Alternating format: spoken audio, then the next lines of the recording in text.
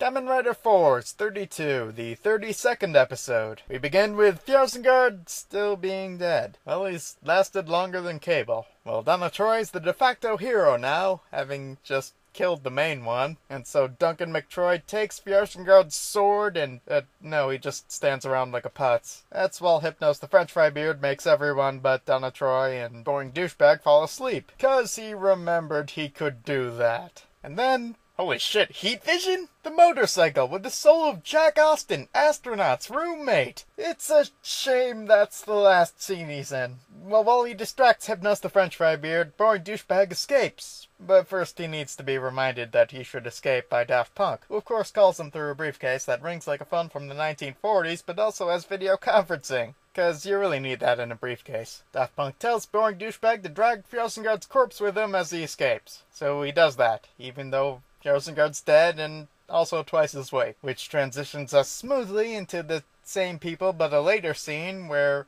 Hypnos the French fry beard is taking the captive Team Fjarsengard and forcing them to enact his crappy fanfiction where they have to kill some people. Team Fjarsengard is too cool for school though, so they're next on the to be killed list. Donna Troy watches the whole thing, attempting to convey emotion when Lucy calls him dickless, but the best he gets is a confused twitch in his face. Meanwhile, on the moon, Boring Douchebag is attempting to revive Fjarsengard by hitting him on the chest with a power glove. Yes, he dragged Fjarsengard's unconscious body to the middle of a public school, apparently without being spotted, dragged him then through a portal to the moon that he might be revived in a place with artificial gravity, occasional quakes, and a ringing noise that goes every 10 seconds. And Rainbow Joe is there too, also not considering that they maybe should have dropped him at a hospital. Well, Daft Punk calls in to catch up, also not caring that they dragged him to the moon for no fucking reason, and tells Boring Douchebag that Fjarsengard isn't all dead. He's only mostly dead. But it's too late to go to a hospital, so he'll have to heal him with the power of love.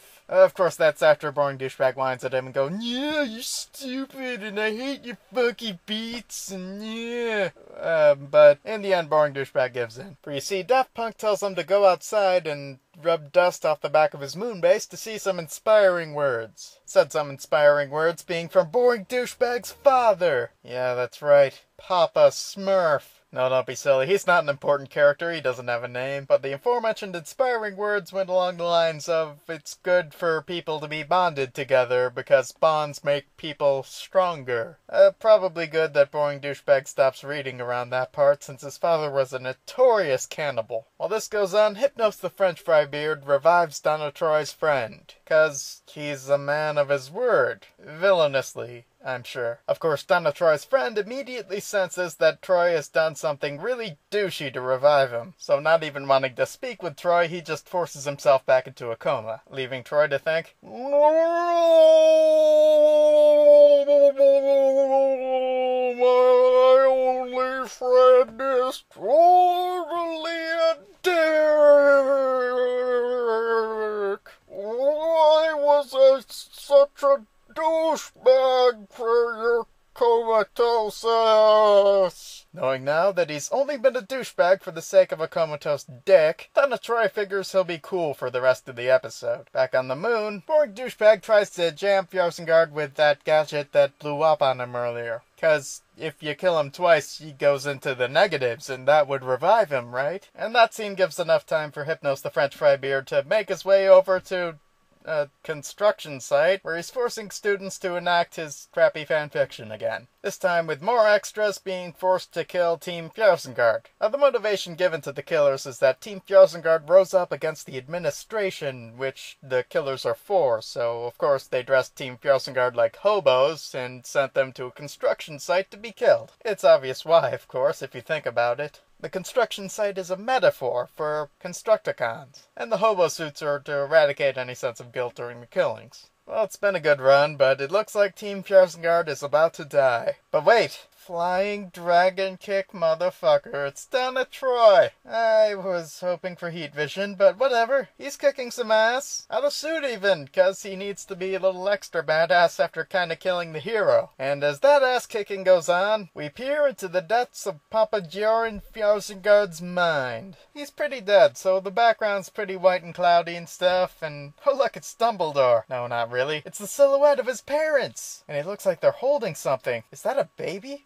Oh no, it's a radish! And the radish knows better kung fu than Fjarsengard! Oh wait, never mind. I was thinking of another timeline. Fjarsengard is still looking at the silhouette of his parents when he hears a hearty, "Don't go into the light, it's like dumb," from behind him. Yes, boring douchebag is astral projecting into Fjarsengard, or else that's the form Fjarsengard's conscience takes, which is really creepy. Fjarsengard argues with his mind douche. "Hey little douchey, what you stopping me from going to the place where everything's alright for?" But boring mind douche is uncharacteristically charismatic. "Don't you see it, Papa Joran Fjarsengard? You can't die here. You're not allowed to die until we reach the very peaks of bromance." Knowing the bro code well and true, Fjarsengard grabs boring mind douche's, I'll say, arm, using it to pull away from his not really death state. Unfortunately, waking up forced Fjarsengard back into his really creepy mode. "I felt it. Yours and everyone else's warmth in my hands." And on that lovely note, it's back to Donna Troy, who, as you recall, was kicking ass. He's not so much now. Probably because it's hot out and,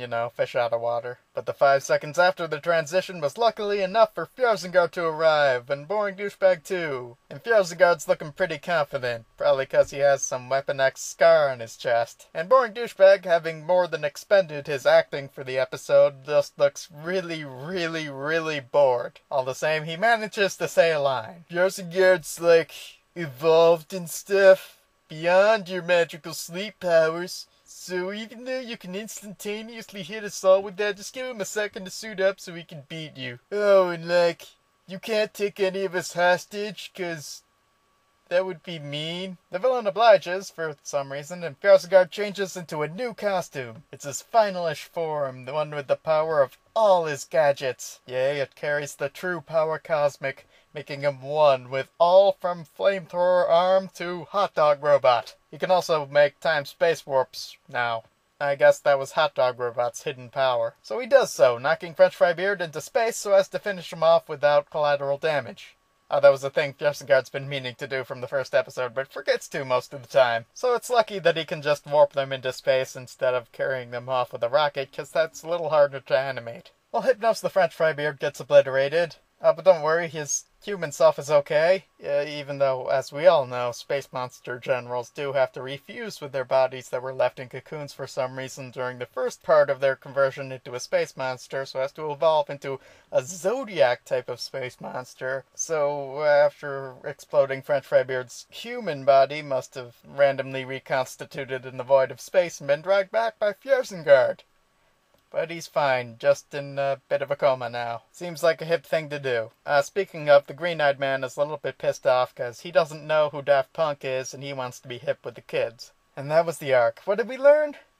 Star Rider says it ain't so bad. Dreammaker's gonna make you mad. Spaceman says everybody look down. It's all in your mind. Next time, Forza's Fjords, the yodeling incident. Or else Forza's Fords, the blatant marketing incident. Till then, good night and great Caesar's Ghost.